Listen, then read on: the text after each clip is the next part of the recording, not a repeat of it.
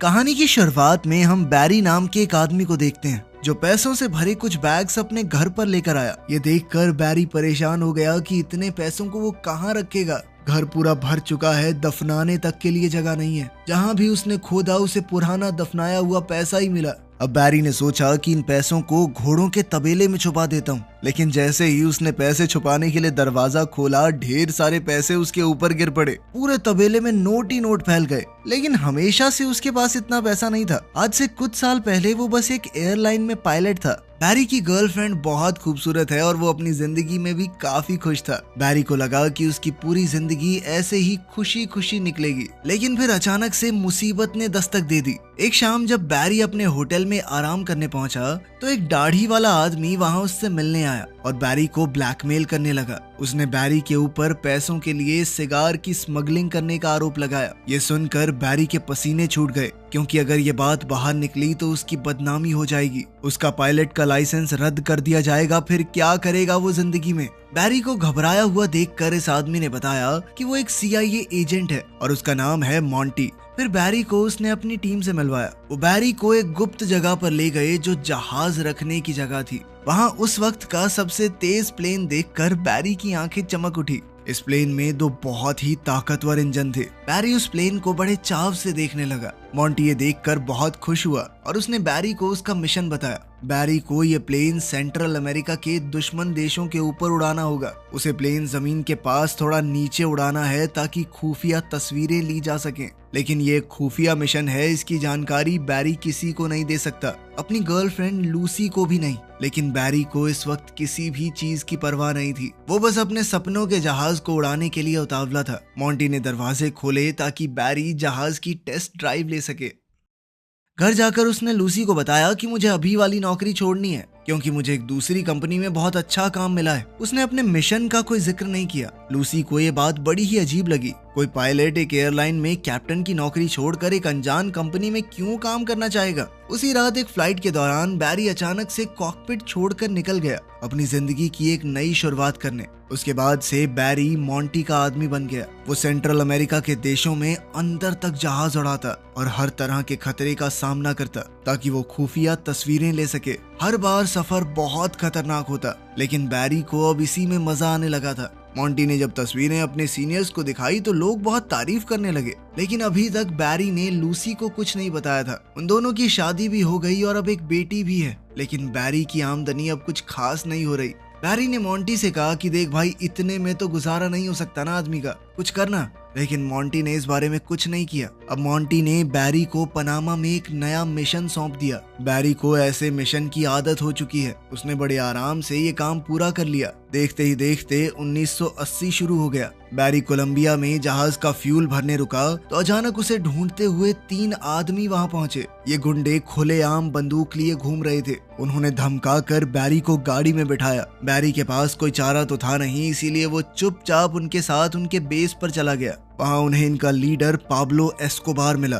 Pablo बैरी की असली पहचान जानता है और ये भी कि वो सेंट्रल अमेरिका के देशों की खुफिया तस्वीरें लेता है। ये सुनकर बैरी घबरा गया और सफाई देने लगा कि वो सिर्फ एक आम कंपनी के लिए काम करता है, ना कि CIA के लिए। पाब्लो पूरा सच जानता ही था तो वो हंसने लगा। पाब्लो ने बैरी से कहा कि मैं तुम्हें कोई नुकसान नहीं पहुंचाना चाहता, बस थोड़ी सी स्मगलिंग करनी पड़ेगी मेरे लिए। उड़ते हुए जाओगे, मेरा थोड़ा सामान वहां ले जाना। इसके बाद पाब्लो बैरी को अपने फार्म पर ले गया, ये समझाते हुए कि माल की स्मगलिंग कितनी मुश्किल है। इसी काम के लिए उसे बैरी की मदद चाहिए थी। हर डिलीवरी के पूरे होने पर वो बैरी को 1 किलो का $2000 देगा। बैरी ये सुनकर बहुत ज्यादा खुश हो गया। इस सब में तो फोटो खींचने से भी ज्यादा पैसे मिलेंगे। लेकिन जब उसने पूरे सिस्टम को समझा तो बैरी को समझ आया कि कमी कहाँ पर है। जो रनवे पाब्लो ने बनाया था वो बहुत ज्यादा छोटा है और बहुत से पायलट पहले भी टेक ऑफ करते हुए मर चुके हैं। बैरी ने कहा कि ये रनवे थोड़ा लंबा कर लो ना, पैसे की कमी है तुम्हारे पास। लेकिन पाब्लो ने कहा कि अगर काम करना है तो करो, नहीं तो निकलो यहाँ से, सुझाव देने की जरूरत नहीं है। ये सुनकर तो बैरी की ईगो हर्ट हो गई। उसने फैसला लिया कि अब तो मैं इतने ही रनवे में उड़ा के दिखाऊंगा प्लेन। उसने कहा कि ये डिलीवरी तुम्हारे हिसाब से नहीं होगी, मैं बताऊंगा कि सामान कैसे डिलीवर होगा। उसने पाब्लो को एक जगह बताई कि वहाँ खुले मैदान है, मैं प्लेन को बिल्कुल नीचे ले जाकर सामान गिरा दूंगा, वहाँ तुम अपने आदमी भेजकर सामान उठवा लेना। पाब्लो मान गया और सारा सामान लोड करवाया। जैसे ही जाने की तैयारी पूरी हुई, बैरी ने देखा कि प्लेन के अंदर पाब्लो का एक आदमी पायलट की जगह पर बैठा है। लेकिन बैरी ने समझाया कि इस प्लेन में पहले ही काफी सामान है, इससे ज्यादा भार नहीं उठा सकता प्लेन, ठीक है, इसे नीचे उतरना होगा।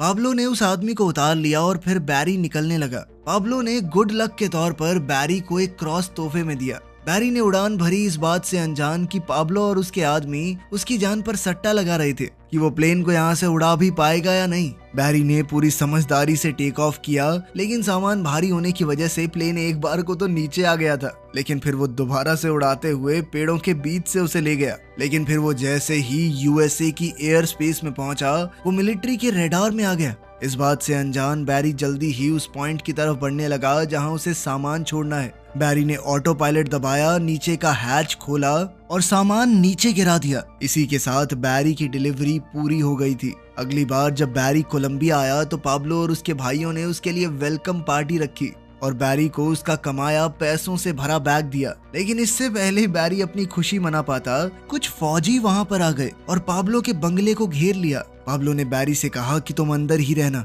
और वो खुद हालात संभालने के लिए बाहर निकल गया। लेकिन बैरी कभी यूं धुआंधार गोलीबारी के बीच नहीं आया था और उसकी घबराहट बढ़ती जा रही थी। बैरी ने पैसे उठाए और पाब्लो और उसके आदमियों को ढूंढने बाहर निकल गया। लेकिन बैरी को फौज के आदमियों ने पकड़ लिया और बाकी सबको भी। कुछ दिन बाद पाब्लो और उसके आदमियों को तो बेकसूर कहकर छोड़ दिया गया और सिर्फ बैरी जेल में रह गया। जब बैरी वहां पर बंद बहुत परेशान हो रहा था, तभी अचानक मॉन्टी वहां आया। बैरी के मुंह पर कई नील पड़े थे और 2 दांत भी टूट चुके थे। लेकिन मॉन्टी ने बताया कि तुम्हारे ऊपर ड्रग स्मगलिंग का आरोप लगा है और कल सुबह 6 बजे पुलिस तुम्हारे घर की तलाशी लेगी। ये सुनकर बैरी को बहुत दुख हुआ। वो अपने परिवार को इस सब में नहीं घसीटना चाहता था। उसने लगातार मॉन्टी से मदद की भीख मांगी। बैरी समझ ही नहीं पाया कि वो मॉन्टी के जाल में फंसता जा रहा है। मॉन्टी ने कहा कि हाँ, मैं तुम्हारी मदद कर सकता हूँ, लेकिन तुम्हें भी बदले में कुछ करना होगा। हाल ही में वहीं पास के एक देश में सरकार बदल गई है और उस प्रेसिडेंट का बहुत से लोग विरोध कर रहे हैं और अब यूएस की सरकार चाहती है कि उस देश में सरकार का विरोध करने वालों को हम पैसा और हथियार भेजें, लेकिन किसी को पता न चले कि हमने भेजे हैं। अमेरिका का नाम नहीं आना चाहिए कहीं पर। और इस काम को करने का जिम्मा मॉन्टी के ऊपर ही आया था और अब तो मॉन्टी के पास एक काबिल पायलट भी है। मॉन्टी बैरी का क्रिमिनल रिकॉर्ड तो नहीं मिटा सकता, लेकिन उसने बैरी को सलाह दी कि तुम्हें घर बदलना होगा। एक छोटा सा शहर है मीना, वहां पर मिलना मुझसे। बैरी के पास कोई रास्ता तो था नहीं, इसीलिए उसने घर पहुंचकर लूसी और अपनी बेटी को उठाया और कहा कि जल्दी से बैग पैक करो, हम जल्द ही यहाँ से निकलेंगे। बैरी की इस हरकत से लूसी को शक हुआ। लूसी ने बार बार पूछा कि हो क्या रहा है ये सब, लेकिन बैरी कुछ भी समझाने की हालत में नहीं था। उसने लूसी से कहा कि मुझ पर भरोसा रखो। सुबह होते ही पूरा परिवार सारा सामान बांधकर उस जगह से निकल गया। वो तीनों अब उस छोटे से शहर मीना में पहुंचे, जहाँ पर सिर्फ 2000 लोग रहते थे। ये लोग एक टूटे फूटे घर पर पहुंचे जहां मॉन्टी ने उनके रहने का इंतजाम किया हुआ था। अभी बैरी वहां पहुंचा ही था कि तभी उसने देखा कि मॉन्टी भी वहां पहुंच चुका है और बैरी उससे मिलने बाहर गया। मॉन्टी ने बैरी को एक सरप्राइज दिया। वहां लगभग 2000 एकड़ का एक एयरपोर्ट था। मॉन्टी ने बैरी को ये तोहफे में दे दिया कि अब ये पूरी जगह तुम्हारी, जिस पर मौजूद सब कुछ अब बैरी का था। बैरी को अपनी आंखों पर विश्वास नहीं हो रहा था। उसने अपने आसपास देखा, लेकिन उसे भरोसा ही नहीं हो रहा था कि ये सब कुछ उसका है, क्योंकि मॉन्टी पहले पैसे तो बढ़ा नहीं रहा था उसके। मॉन्टी ने एक लकड़ी का क्रेट खोला जिसके अंदर AK-47 भरी पड़ी थी और बैरी का काम है इन हथियारों को उस देश तक पहुंचाना। मॉन्टी ने बैरी को एक मैप दिया जिससे वहां जाना आसान रहेगा। उसमें यह भी बताया गया था कि कहां कहां फौजी तैनात हैं। इस मैप की मदद से बैरी सबको चकमा दे सकता है। सिर्फ यही नहीं, मॉन्टी ने बैरी को पैसों का एक बैग भी दिया जो पाब्लो के घर से मिलिट्री ने बरामद किया था। अब बैरी के पास मॉन्टी को मना करने की कोई वजह नहीं थी। बैरी जानता था कि अब तो लूसी को सब कुछ बताने का वक्त आ गया है। लूसी बहुत गुस्से में थी क्योंकि वो उसे एक अच्छे शहर से 2000 लोगों के बीच गांव में ले आया है। यहाँ पर उसके घर में कुछ भी नहीं था, ना टीवी ना वॉशिंग मशीन। कैसे पालेगी वो अपनी बच्ची को? लेकिन फिर बैरी ने उसे सच बताते हुए पैसों से भरा बैग थमा दिया। उसने कहा कि इससे आ जाएगी वॉशिंग मशीन। उसने इधर उधर नोट फेंक कर बताया कि इन पैसों से हम कुछ भी खरीद सकते हैं, जिसके बाद लूसी एकदम शांत हो गई। अब साल 1981 में बैरी ने हथियारों का ट्रांसपोर्ट करना शुरू किया। हथियारों से भरा बैग लेकर अब बैरी निकारागुआ देश पहुंचा। बैरी को लगा कि ये लोग उसका स्वागत करेंगे, लेकिन वहाँ पहुंचकर पता चला कि इन लोगों को हथियारों में कोई दिलचस्पी नहीं है, बल्कि उन्होंने बैरी के चश्मे और जूते छीन लिए, जिससे बैरी को गुस्सा आ गया। उसने तुरंत मोंटी को फोन किया और किस्सा समझाया, लेकिन मोंटी ने कुछ खास जवाब नहीं दिया। उसने कहा कि बैरी का काम हथियार सही वक्त पर सही जगह पहुंचाना है, उन लोगों को नहीं चलाने ना चलाएं। लाचार होकर वो दोबारा से उस देश में गया डिलीवरी करने, लेकिन इस बार वो अपने बचाव के लिए बेसबॉल बैट साथ लेके गया था कि आगे बढ़े ना माथा फोड़ दूंगा मैं, चुपचाप बंदूकें लो और निकलो यहाँ से। इस बार उसने इन विरोधियों को कुछ तोहफे भी दिए। हैरानी तो उसे तब हुई जब पाब्लो और उसके 2 भाई भी उस जगह आ गए, पर वो यहाँ लड़ने नहीं आए थे, बल्कि उन्होंने बताया कि ये विरोधियों का ढोंग हमने ही रचा है ताकि अमेरिका की मदद ले सकें। अब पाब्लो ने दोबारा बैरी को पिछली बार की तरह स्मगलिंग करने के लिए कहा ताकि अवैध सामान की डिलीवरी यूएसए में की जा सके, क्योंकि बैरी के पास अब जबरदस्त मैप है जो उसने मोंटी ने दिया था। उसने ये करने से मना नहीं किया क्योंकि मैप के जरिए पकड़े जाने की संभावना बहुत कम थी। अब अगले कुछ दिनों तक बैरी एक मेहनती आदमी की तरह हथियार निकारागुआ तक पहुंचाता रहा और फिर अवैध सामान की डिलीवरी वहां से अमेरिका में कर देता। वो जितना काम करता गया उतने पैसे आते रहे। अब ये काम बड़ा होता चला गया और बैरी ने 4 और पायलट्स को काम पर रखा ताकि जल्दी जल्दी ज्यादा काम हो सके। जब बैरी ढेर सारा पैसा कमाने लगा तभी सीआईए ने एक कदम उठाया। अब वो सिर्फ हथियारों की डिलीवरी नहीं करवाना चाहते थे, बल्कि वो चाहते थे कि विरोधियों को यूएस में लाकर उन्हें ट्रेनिंग दी जाए ताकि फिर वो वापस जाकर अपने देश में सरकार का तख्ता पलट कर दें। अब बैरी ने पूछा कि कहाँ पे दोगे ट्रेनिंग, कहाँ छोड़ना है उनको? तो मोंटी ने कहा कि 2000 एकड़ का एयरपोर्ट दिया तुझे, थोड़ी जगह तो दे दे भाई। खैर इस सब से बैरी को कुछ खास फर्क नहीं पड़ा। जहाँ वो अवैध सामान ला रहा था उसकी जगह बस कुछ लोग थे अब, लेकिन जैसा सीआईए चाहती थी वैसा हुआ नहीं। अपने देश में गरीबी और भूखमरी से परेशान ये विरोधी जैसे ही यूएसए की जमीन पर पहुंचे वो वहां से भाग जाते थे कि हमें वापस नहीं आना, लेकिन बैरी को इस सब से कोई फर्क नहीं पड़ता था। लेकिन फिर जल्द ही उसके सामने एक बड़ी परेशानी आई। बैरी के पास बहुत सारा पैसा था, पर अब वो सारा पैसा बैंक में तो जमा कर नहीं सकता, लोग पूछेंगे कहाँ से आया पैसा। इसीलिए उसने बहुत कम हिस्सा बैंक में जमा किया और बाकी पैसे आराम की जिंदगी जीने के लिए इस्तेमाल करने लगा। उसने पूरे शहर को पूरे साल की बेसबॉल की टिकट्स तोहफे में दे दी। उसने लूसी के लिए एक नई कार खरीदी और पूरे घर को रेनोवेट कर दिया।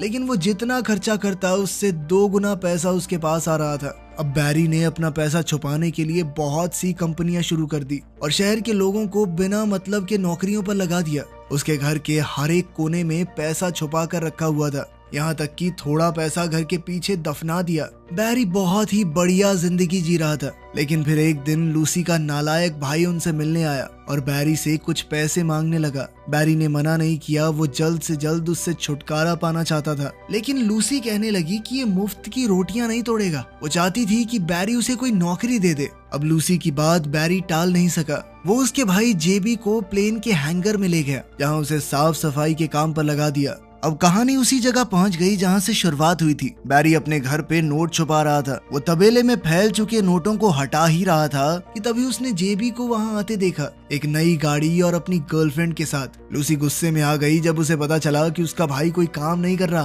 पैसे चुरा के इधर उधर घूम रहा है। बैरी ने उससे पूछा कि पैसे कहाँ से आए, तो उसने कहा कि सफाई करते हुए मुझे एक बैग मिला जो पैसों से पूरी तरह भरा हुआ था। मैंने उसी पैसे से ये गाड़ी खरीदी है। बैरी को गुस्सा तो बहुत आया, पर उसे समझ नहीं आया कि करे तो करे क्या। बात यहीं खत्म नहीं हुई। उसके बाद से बैरी बहुत ही लापरवाह होता गया। लगभग 2 साल बाद पुलिस की नजर बैरी के ऊपर पड़ी। बैरी को पकड़ने के लिए DEA यानी ड्रग इन्फोर्समेंट एजेंसी ने एक जाल बिछाया, लेकिन बैरी जहाजों के बारे में सब कुछ जानता था। उसे पता था कि DEA के जहाज तेज तो हैं, लेकिन उनकी रेंज ज्यादा नहीं होती। बैरी पूरी रात समुद्र के ऊपर गोल गोल घूमता रहा और जल्द ही पुलिस के प्लेन्स का फ्यूल खत्म हो गया और उन्हें वापस मुड़ना पड़ा। लेकिन बैरी के ऊपर अब सिर्फ DEA ही नहीं, FBI की भी नजर थी। जिस हिसाब से बैरी के पास पैसा आ रहा था वो उनकी नजर में आ गया था। जल्द ही FBI के कुछ लोग मीना पहुंचे जांच करने। FBI के एक एजेंट ने देखा कि वहां पर बैंक ही बैंक खुले हुए हैं और एक से बढ़कर एक महंगी गाड़ियां सड़कों पर चल रही हैं। वो समझ ही नहीं पा रहे थे कि आखिर इस शहर के लोगों के पास इतना पैसा आ कहां से रहा है। एक और मिशन के दौरान बैरी अब बॉर्डर पेट्रोल की नजर में भी आ गया था। और जिस तरह डीईए को बैरी ने चकमा दिया था, उस बात को ध्यान में रखते हुए बॉर्डर पेट्रोल वालों ने बैरी के प्लेन जैसे ही 2 और प्लेन भेजे ताकि इस बार किसी भी हालत में बैरी पकड़ा जाए। बैरी ये देखकर गुस्से में नीचे की तरफ बढ़ने लगा और हाईवे के ऊपर ही प्लेन लैंड करने लगा। लैंड होते ही जब बैरी प्लेन से उतरा, उसने सड़क पर मौजूद बच्चों की तरफ थोड़े पैसे फेंके, उनकी साइकिल ली और वहां से गायब हो गया। अभी बैरी ने सांस भी नहीं ली थी कि तभी पाब्लो का फोन आ गया। डीईए पाब्लो के पीछे भी पड़ी थी, इसीलिए अब वो कोलंबिया में नहीं रह सकता। वो अब वहां से भागकर निकारागुआ आ गया था, जिसके बाद बैरी भी वहां के लिए निकल गया। जैसे ही बैरी गया, जेबी ने एक पैसों से भरा बैग उठाया और अपनी नई गाड़ी लेकर मौज मस्ती करने के लिए निकल गया। उसके हाथ में पैसों से भरा सूटकेस था और वो एक रेस्टोरेंट में घुस गया, लेकिन वहां देखा कि पुलिस वाले खाना खा रहे हैं। डर कर जेबी अचानक भागा, लेकिन पुलिस वालों ने उसका पीछा करके उसे पकड़ लिया। इस वक्त बैरी पाब्लो से मीटिंग कर रहा था। जैसे ही लूसी से इस पूरी घटना की खबर मिली, बैरी जल्द से जल्द वापस मीना पहुंचा। उसने शहर के सबसे महंगे वकील को बुलाया जेबी को छुड़वाने के लिए, लेकिन पाब्लो को शक हो गया कि कहीं जेबी ने पुलिस को सब कुछ बता तो नहीं दिया। तो उसने बैरी से कहा कि मैं तुम्हारी मदद करूंगा इस सब को ठीक करने में। बैरी समझ गया कि अगर मामला इसने अपने हाथ में लिया तो खून खराबा होगा। बैरी ने बहुत मना करने की कोशिश की, लेकिन पाब्लो नहीं माना। इसके बाद बैरी जेबी से मिलने के लिए भागा। जैसे ही जेबी स्टेशन से निकला, बैरी ने उसे गाड़ी में बैठाया, एक पैकेज दिया जिसमें पूरी जिंदगी गुजारने के लिए पैसे हैं और एक पासपोर्ट के साथ साथ प्लेन की टिकट्स भी हैं। बैरी चाहता था कि जेबी देश छोड़कर चला जाए, लेकिन जेबी को लगा बैरी उसे भगाना चाहता है। गुस्से में जेबी ने बैरी से कहा कि हर महीने पैसे पहुंचने चाहिए मेरे तक, वरना पुलिस को सब कुछ बता दूंगा मैं। फिर वो लूसी को भी गालियां देने लगा। अब बैरी बहुत गुस्से में आ गया और वो गाड़ी से उतरकर जेबी के पीछे दौड़ा, लेकिन तभी जेबी ने डर कर गाड़ी स्टार्ट की और वहां से भगाई। बैरी उसके पीछे पीछे भाग ही रहा था कि रुक साले, मैं बताता हूँ तुझे। लेकिन थोड़ी दूर जाते ही गाड़ी में जबरदस्त धमाका हुआ, जिसमें जेबी मारा गया और पैसे इधर उधर उड़ने लगे। बैरी एक बार के लिए तो भौचक्का रह गया, पर अंदर ही अंदर वो समझ गया था कि ये पाब्लो का काम है। बैरी ने अपनी गाड़ी से जेबी की गाड़ी को खींचना शुरू किया और उसे जंगल में छोड़ दिया। वहीं सीआईए को पता चल गया कि जो हथियार निकारागुआ भेजे गए हैं वो ड्रग ट्रैफिकिंग करने वालों के हाथ लग गए हैं। निकारागुआ से लाए गए विरोधी जिन्हें ट्रेनिंग दी गई थी, उनमें से बहुत कम लोग ट्रेनिंग पूरी करके वापस लड़ने गए। अब सीआईए वालों को समझ आया कि इनको बुलाकर ट्रेनिंग देना बहुत बड़ी बेवकूफी थी और मोंटी से ये सारा मिशन कैंसिल करने के लिए कहा। जब बैरी ने उन सबको वापस जाते देखा तो उसने मोंटी से पूछा कि अब क्या, आगे कुछ काम नहीं दोगे? लेकिन मोंटी ने कोई जवाब नहीं दिया, बस कहा कि मेरे अगले इशारे का इंतजार करना। अब बैरी समझ गया कि वो बुरी तरह फंस चुका है और मोंटी को भी अब उसकी कोई जरूरत नहीं है, तो वो उसका साथ भी नहीं देगा। अगले ही दिन जब मोंटी ऑफिस पहुंचा, उसने कहा कि बैरी से जुड़े हुए सारे कागजात जला दो, उसका हमसे कोई लेना देना नहीं होना चाहिए। वहीं बैरी ने अपनी पूरी टीम को तैयारी करके भागने के लिए कहा। जैसे ही बैरी और उसके साथ ही भागने की तैयारी कर रहे थे, तभी वहां डीईए, एटीएफ, एफबीआई, पुलिस हर कोई आ गया। जल्द ही उन्होंने उसे हिरासत में ले लिया और प्रोसिक्यूटर के ऑफिस में ले गए ताकि उसके किए की उसे ज्यादा से ज्यादा सजा दिलवा सके। इसी बीच बैरी उन सबको घूस देने की कोशिश कर रहा था। तुम सबकी जिंदगी बना दूंगा मैं, 1 करोड़ दूंगा, 1-1 करोड़ सबको, चलो नहीं ना 10 करोड़ दूंगा। लेकिन तभी अचानक वकील को एक फोन आया। बैरी समझ गया कि कुछ तो बदल गया है। प्रोसिक्यूटर गुस्से में बाहर आई और बैरी की हथकड़ियां खोलने के लिए कहा और उस एक फोन ने बैरी को आजाद कर दिया। जैसे ही वो बाहर निकला, सूट में 2 आदमी उसे गाड़ी में बैठाकर ले गए। बैरी को लगा कि ये मोंटी के आदमी हैं, लेकिन उसे वहां से डायरेक्ट एयरपोर्ट ले जाया गया और वहां से सीधा बैरी पहुंचा व्हाइट हाउस में। अब बैरी को प्रेसिडेंट से मिलना था तो वो काफी घबराया हुआ था। वो समझ नहीं पा रहा था कि उसे यहाँ क्यों लाया गया है। सीआईए के डायरेक्टर और आर्मी कर्नल ने यह फैसला लिया कि बैरी एक आखिरी बार पाब्लो से डील करेगा ताकि इस मौके का फायदा उठाकर पाब्लो की खुफिया तस्वीरें ली जा सकें। ये ऐसे सबूत होंगे जिन्हें झुकलाया नहीं जा सकेगा। बैरी ये काम करने को तैयार तो हो गया, लेकिन वो बहुत घबरा रहा था। अगर पाब्लो एस्कोबार को भनक तक लग गई कि बैरी उसे फंसाना चाहता है तो वो उसके चीथड़े उड़ा देगा। अपने परिवार से अलविदा कहकर बैरी और उसके असिस्टेंट ने एक सफर शुरू किया। वो एक तूफान से गुजरते हुए निकारागुआ पहुंचे। जैसे ही प्लेन का दरवाजा खोला, फौजी बंदूकें लेकर तैनात हो गए। बैरी घबरा गया, समझाने लगा कि ये सिर्फ एक तोहफा है, तभी पाब्लो वहां पहुंचा। उसने अपने फौजियों से कहा कि इसे मार दो। बैरी बहुत ज्यादा डर गया, पर तभी पाब्लो हंसने लगा और अपने फौजियों को पीछे हटने को कहा। पाब्लो का मजाक करने का अलग ही तरीका था। अब बैरी ने थोड़ा शांत होकर पाब्लो और उसके साथियों को सारे हथियार दिए। बैरी के साथी ने चुपके से खुफिया कैमरा चालू किया, जिससे पाब्लो और उसके साथियों के चेहरे साफ रिकॉर्ड हो गए। अब पुलिस के पास उनके खिलाफ ठोस सबूत आ गए थे। डायरेक्टर ने खुश होकर सबके लिए पार्टी रखी। बैरी ने अपना एक खतरनाक मिशन पूरा कर दिया था, लेकिन फिर एक दिन सरकार ने अपना वादा तोड़कर टीवी पर उसके चेहरे वाली फोटोज साफ साफ दिखा दी। दिखाना तो वो पाब्लो को चाहते थे, लेकिन पाब्लो के पास क्या टीवी नहीं था। अब उसे भी पता चल गया था कि बैरी ने उसे धोखा दिया है। उसने जल्द ही अपने कुछ गुंडों को भेजा बदला लेने के लिए, लेकिन बात यहीं खत्म नहीं हुई। सरकार पूरी तरह पलट गई। उन्होंने बैरी पर स्मगलिंग के आरोप लगाए, इसलिए एफबीआई ने उसका सारा पैसा, सारी प्रॉपर्टी जब्त कर ली। उसका सब कुछ जब्त होने से एक रात पहले बैरी ने किसी तरह अपनी पत्नी लूसी को सारी ज्वेलरी पहनाकर वहां से भाग जाने को कहा, क्योंकि जो चीज उन्होंने पहनी होगी वो कोई जब्त नहीं कर पाएगा। लूसी अपने पति को छोड़कर जाना तो नहीं चाहती थी, पर वो समझ चुकी थी कि अब कोई चारा नहीं, अपने बच्चों के लिए उसे ये सब करना ही होगा। अगले दिन एफबीआई ने बैरी का पूरा घर उलट पुलट दिया। बैरी समझ गया था कि अब उसके हाथ में कुछ नहीं रहा, ना उसका परिवार और ना ही पैसे। धीरे धीरे मामला शांत होने लगा और बैरी की सजा भी बहुत कम कर दी गई। वो जानता था कि पाब्लो उसे आसानी से छोड़ने वाला तो है नहीं। वो हर रात होटल का कमरा बदलता रहता। इस तरह डर डर के वो कुछ साल जिंदा रहा, लेकिन फिर एक दिन एक गुंडे ने उसे गाड़ी में ही गोली मार दी। तो आपके हिसाब से बैरी के साथ सही हुआ या गलत? कमेंट्स में जरूर बताना। मिलते हैं अगली वीडियो में।